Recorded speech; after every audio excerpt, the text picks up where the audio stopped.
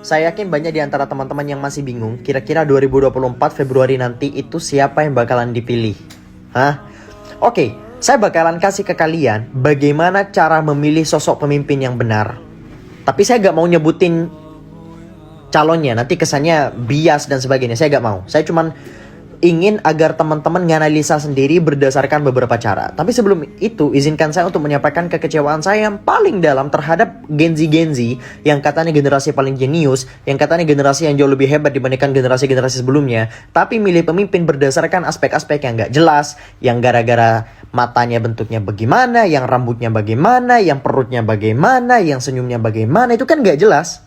Kayak kamu milih seorang pemimpin, tapi yang kamu nilai, ya hal-hal yang benar-benar random gitu loh. Contohnya yang sering banget saya temuin, ada orang milih Pak Anies. Kenapa? Gara-gara Pak Anies itu habis diserepet sama Cak Imin. Lucu banget. Alasan macam apa itu? Saya milih Pak Prabowo. Kenapa? Gara-gara gemoy, jogetannya lucu. Saya pilih Pak Ganjar. Kenapa? Gara-gara rambutnya putih mirip Gojo Satoru, husbu aku. Gara-gara senyumnya mirip Homelander. Gara-gara anaknya Alap. Brother, sister, Anda itu kan punya otak nih ya. Anda ini sedang memilih sosok pemimpin yang akan memimpin republik ini, yang akan menentukan nasib orang-orang yang sedang kelaparan hari ini, yang akan menentukan bagaimana infrastruktur kedepannya yang akan kita nikmati bersama dengan berbagai macam aspek-aspek turunannya. Kita lagi milih pemimpin. Kalau Anda mau menilai dari sisi itunya, Anda mendingan voting BTS, NCT, EXO yang begitu-begituan aja. Itu lebih mantep tuh. Lalu bagaimana cara memilih pemimpin yang benar? Tentu saja kita mungkin memiliki ideologi yang berbeda-beda. Tapi sebagai muslim, tentunya ada beberapa perkara yang harus teman-teman perhatikan. Kalau saya, memandangnya dari 5 perkara yang masuk ke dalam maqasidus syariah. Ini cara saya. Saya bikin analisa pribadi, di iPad saya tulis kira-kira mana pemimpin yang punya potensi lebih besar dalam mengurus 5 perkara ini. Yang pertama adalah hifdzuddin. Mana kira-kira di antara ketiga capres yang punya potensi besar terhadap perkembangan agama saya di negara ini, atau mungkin di kancah internasional. Tentu saja, itu yang saya dahulukan. Agama di atas segala-galanya untuk saya. Yang kedua, hifdzun nafs. Bagaimana kemudian para pemimpin yang punya potensi lebih besar dalam menjaga security negara ini, menjaga safety saya sebagai rakyat Indonesia. Kemudian hifdzul aql.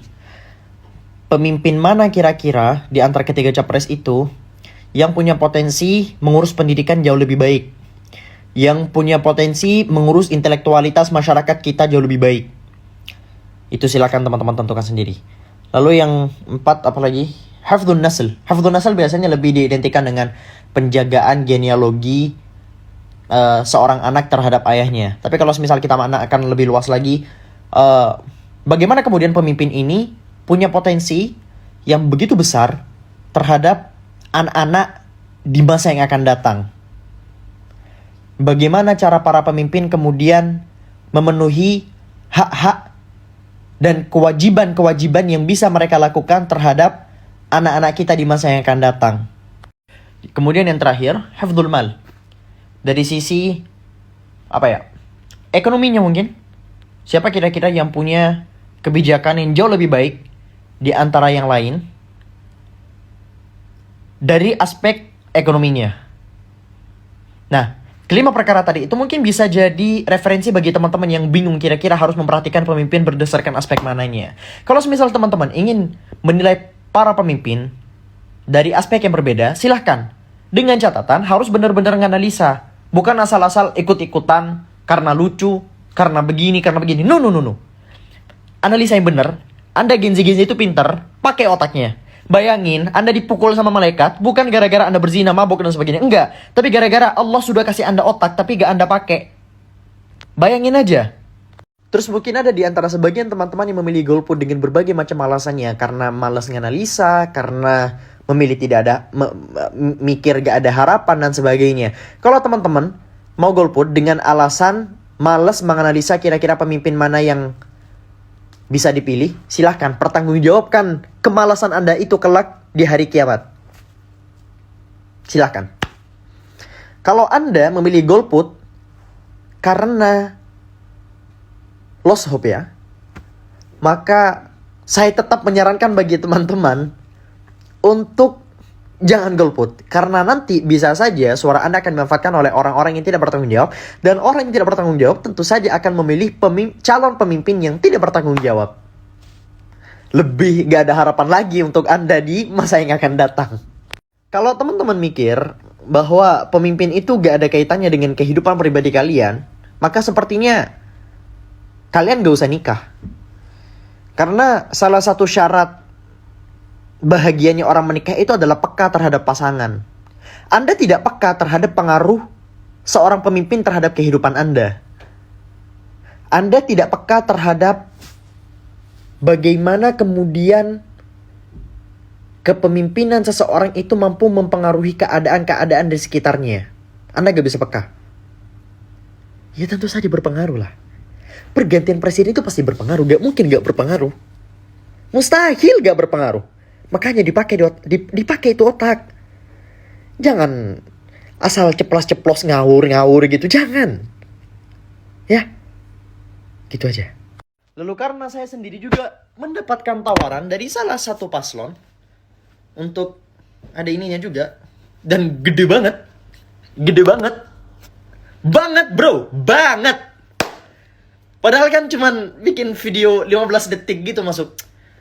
Cuman integritas bro. Integritas sebagai seorang anak-anak bangsa. Dan kalau teman-teman milih pemimpin gara-gara mungkin ada ininya. Gara-gara ininya. Silakan pertanggungjawabkan pilihan kamu itu di hadapan Allah nanti di hari kiamat. Pertanggungjawabkan. Misal nanti ada rakyat yang sedang sengsara dan sebagainya, Anda juga ikut bertanggung jawab di hadapan Allah. Kalau ada 1000 rakyat yang sengsara gara-gara Anda milih pemimpin yang gak jelas, Anda ikut bertanggung jawab. Namun kalau kasusnya adalah Anda sudah menganalisa dengan tepat dan sudah menentukan dan ternyata pilihan Anda menang, ternyata setelah terpilih dia malah zalim dan memimpin negara ini secara acak-acakan. Apakah Anda akan ikut bertanggung jawab? Yang penting Anda sudah berijtihad. Yang penting Anda sudah menganalisa. Kalau ternyata analisa Anda salah, insya Allah Anda akan mendapatkan satu pahala dari Allah.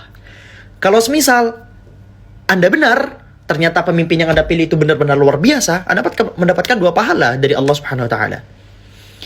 Namun kalau semisal Anda memilih pemimpin karena aspek-aspek yang gak jelas tadi itu gak bisa lagi disebut ijtihad tentu saja. Memilih pemimpin karena jogetnya keren, diselepet-selepet, karena senyumnya mirip Homelander. Nah, itu bukan analisa itu. Nah, yang orang-orang milih pemimpin karena alasan-alasan seperti ini, bahaya nanti itu. Kemudian ada beberapa trik-trik Gen Z yang sering banget dilakukan, tapi dianggap normal gitu. Aduh. Apa? Misal ada salah satu paslon yang ngasih duit dari tim pemenangannya. Duitnya diterima, tapi orangnya gak dipilih. Emang boleh begitu?